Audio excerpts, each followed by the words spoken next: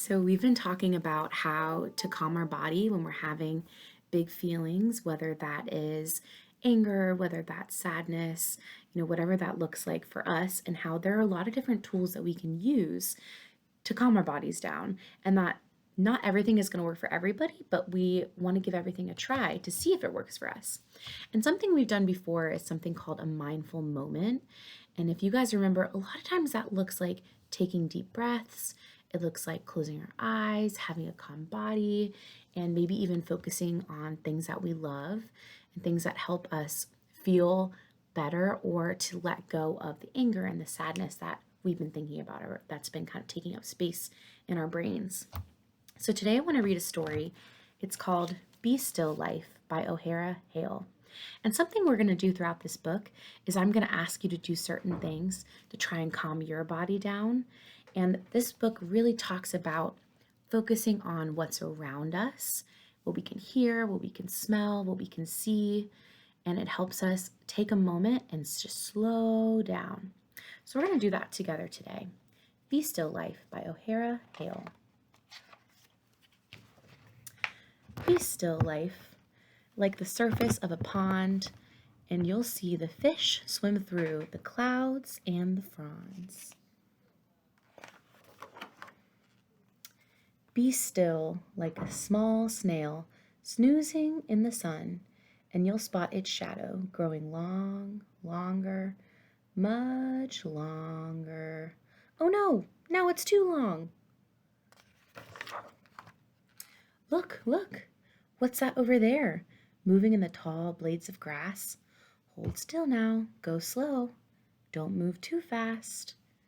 Do you see the shadow slip off that lily pad?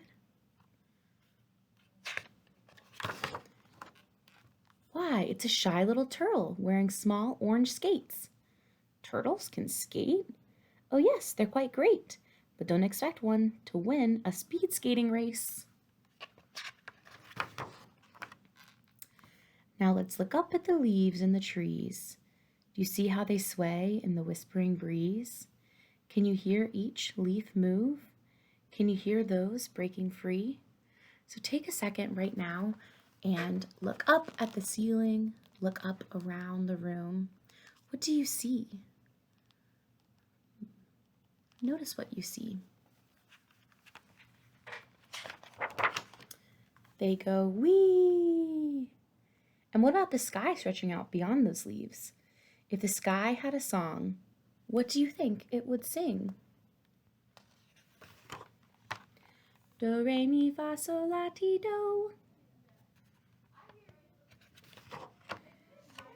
Be still, life, like fruit in a bowl, and you might hear the hum of a crisp summer's apple, or a pear joining in with a pear kind of babble.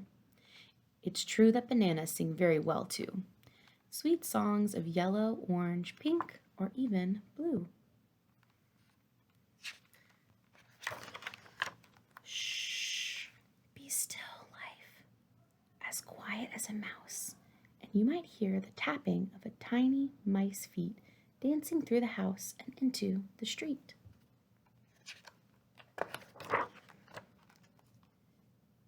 Be still, life.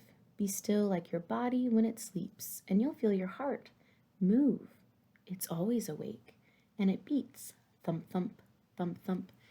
Take your hand and feel your neck right here, or feel your heart. See if you can feel your heartbeat. Is it moving fast? Maybe slow?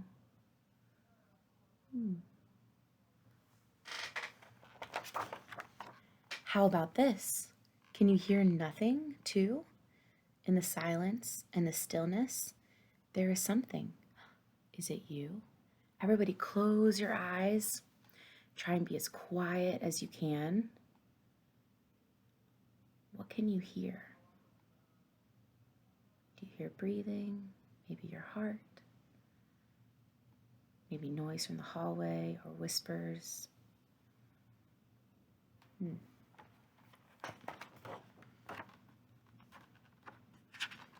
So even in the dark, we can hear something. Be still, life. Be still at the break of dawn, and you'll feel the sun's light when you hear the morning's song.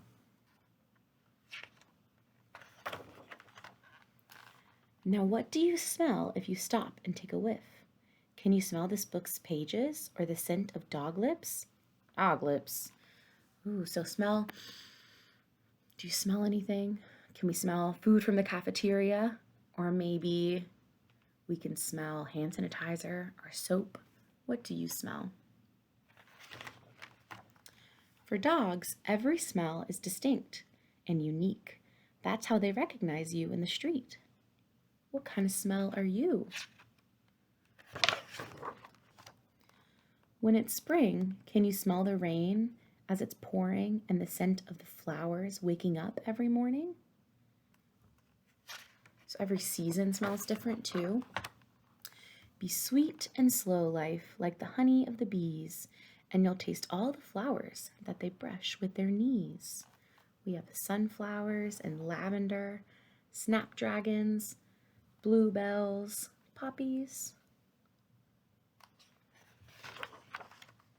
For it takes thousands of flowers, hundreds each hour, to make one golden spoonful of sweet honeybee power. So just for one spoonful of honey, it takes thousands of flowers, hundreds each hour. That's a lot of work. Now let's take a minute and imagine sitting in the grass. At first you see green until you notice an ant. There's 1, then 2, 3, and then 4. Suddenly you realize there are so many more. So when we look at something really quickly, we only see one small part of it. So we have to look for much longer before we notice all of the small details. You spot a ladybug, a slug, and the fluttering butterflies. You see birds up above and hear their song in the sky. You feel the sun on your face and smell the blossoming flowers. You are peaceful and calm here for a moment or for hours.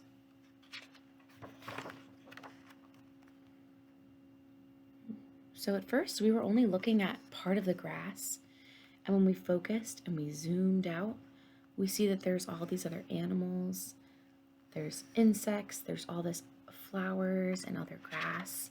So sometimes when we're looking at a really small piece of the picture, when we're angry or we're sad, it helps for us to be able to pause, take a breath, and focus on the big picture. You can go to this place anytime that you like. You just have to be still, life. That's you. And you'll find it inside. So this is something we don't need money or any materials or a special thing to do this. Everybody has this inside them because all we have to do is be still, take a breath, close our eyes, maybe look around. We're focusing on the big picture, not what's just right in front of us. So remember to go slow, like the snail and turtle too. For when you do, you will see that everything is still and moving, just like you.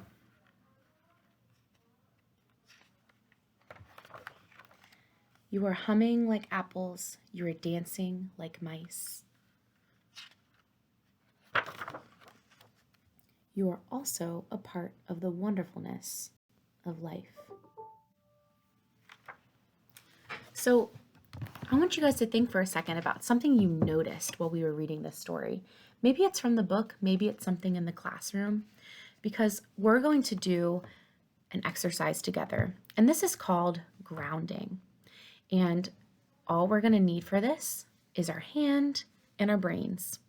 So be thinking about what you saw around the room and get ready to think about everything that we've seen, hear, smell. And we're going to use our 5 senses to think about the big picture and the small picture all at once.